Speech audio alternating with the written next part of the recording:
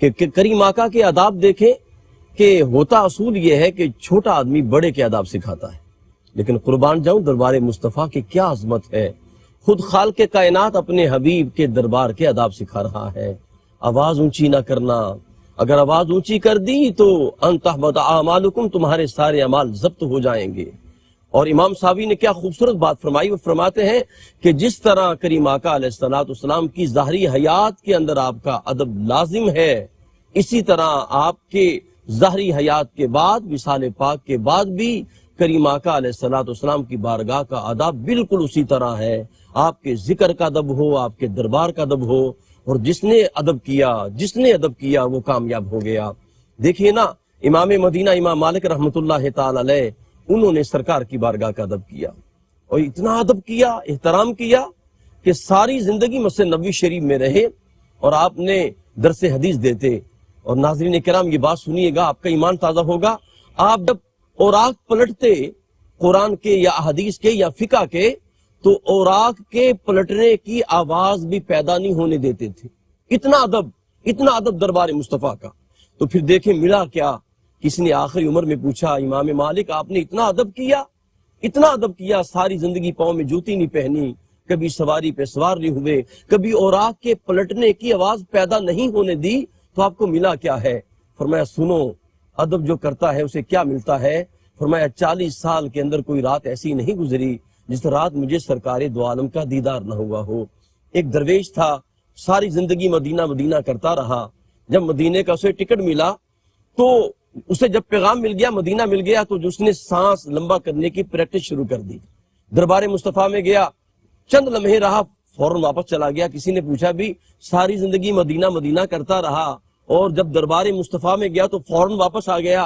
اس کا جملہ سنیے گا، وہ کہنے لگا جتنی دیر سانس میرا رکا رہا میں بھی رکا رہا، جب سانس چلنے لگا تو میں بھی وہاں سے چل پڑا۔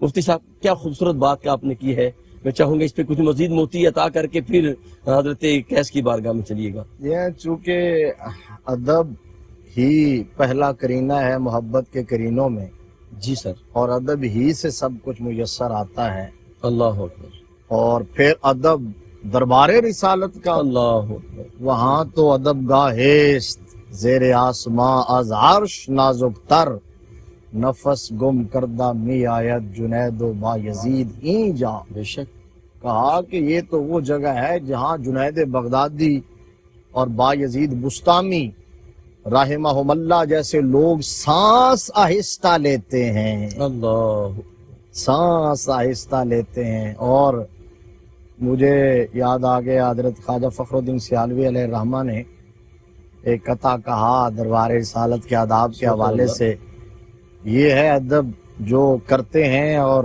پھر وہ فیض پاتے ہیں تو بول کے بتاتے ہیں۔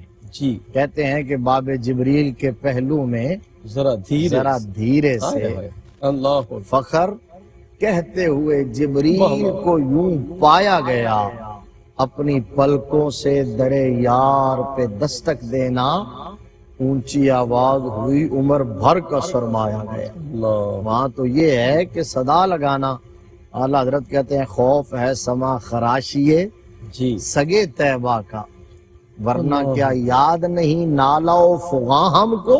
جی، اللہ حضرت کہتے ہیں تمہارا کیا خیال ہے ہمیں نالا و فغاں نہیں آتا، رونا نہیں آتا، گڑگڑانا نہیں آتا، صدا لگانا نہیں آتا، زنجیر ہلانا نہیں آتا، جھولی پھیلانا نہیں آتا، ہمیں مانگنا نہیں آتا؟ ارے سب کچھ آتا ہے، لیکن وہاں جا کے لب سی لیتا ہوں، سانس بھی آہستہ لیتا ہوں کہ کہیں مصطفیٰ کے شہر میں رہنے والے کتے کے آرام میں خلل نہ آ جائے۔ اللہ اکبر، خوف ہے سما خراشی سگے طیبہ کا، کتے کے آرام میں اس کی سما خراشی نہ ہو جائے۔ آقا کریم کا ادب تو آقا کریم کا ادب، سبحان اللہ، کیونکہ آخری سیگمنٹ ہے جی، اور صحابی رسول پر ایک ہی پروگرام تو اس کو سمیٹنا ہے۔ حضرت قیس بن عاصم رضی اللہ تعالیٰ عنہ کو میرے آقا نے قبول فرمایا، سردار بنا دیا، اور ہم پہلے ذکر کر آئے ہیں کہ آپ کو دولت تو اللہ نے بہت دی تھی، اونٹ بے شمار آپ کے پاس، مویشی ہزاروں کی تعداد میں تھے، ہزاروں کی تعداد۔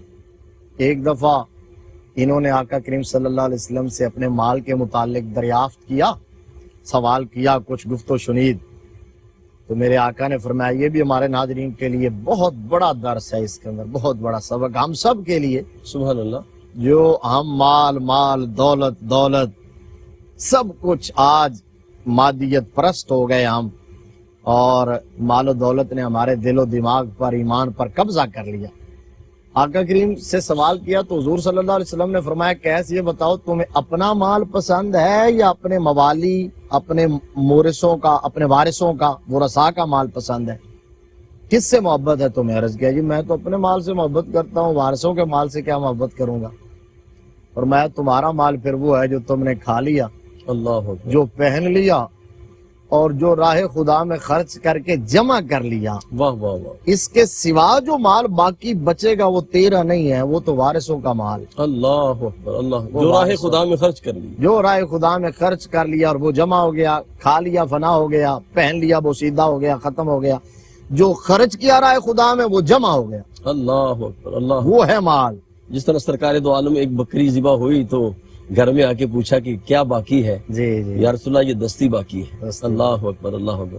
تو فرمایا جو اللہ کی راہ میں دے دیا اصل میں وہ باقی ہاں، ہے. دستی باقی نہیں، باقی سب کچھ باقی ہے. واہ واہ واہ. تو یہی آقا کریم نے اچھا حضرت قیس بن عاصم چونکہ صحابی رسول تھے تو فوراً عرض کیا کہ آقا پھر اب میں یہ اپنا جو مال ہے انشاءاللہ کوشش کروں گا کہ یہ اپنی حیات کے اندر ہی راہ خدا میں اس کو لگا کے جاؤں. اللہ اکبر. پھر ساری زندگی اسے خرچ کرتے رہے، ختم کر راہ خدا میں. وہ جو ہم نے پہلے ذکر کیا کہ جو بچی نظر گور کر دی تھی، فوراً اس مال میں سے اس کا کفارہ ادا کیا.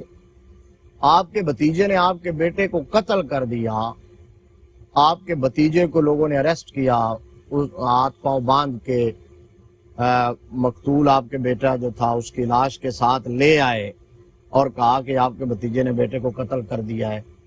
اچھا آپ دیکھیے خوف خدا کا عالم دیکھیے، فکر آخرت دیکھیے، حضور کی صحبت کا اثر، تربیت کا اثر دیکھیے کہ وگرنہ تو جلال میں آتے اور تیش میں آتے اور ساری زندگی پہلے آپ بدلے ہی لیتے رہے، انتقام ہی لیتے رہے، صحیح. انہی لڑائیوں میں رہے، جنگوں میں رہے. ایک ایک لڑائی شروع ہوتی تھی تو کہاں کہاں پہنچ جاتے. لیکن اب کیا بے اس بھتیجے کو کی طرف دیکھا اور بھیگی ہوئی پلکوں کے ساتھ کہا کہ بیٹا تم نے کتنا بڑا جرم کیا ہے، ایک مسلمان کو، انسانی جان کو، اور پھر مسلمان کو ناحق قتل کیا، اور پھر وہ بھی تمہارا سگے چچا کا بیٹا. صحیح. تم نے قطع رحمی بھی کی ہے، اتنا بڑا جرم کیا ہے.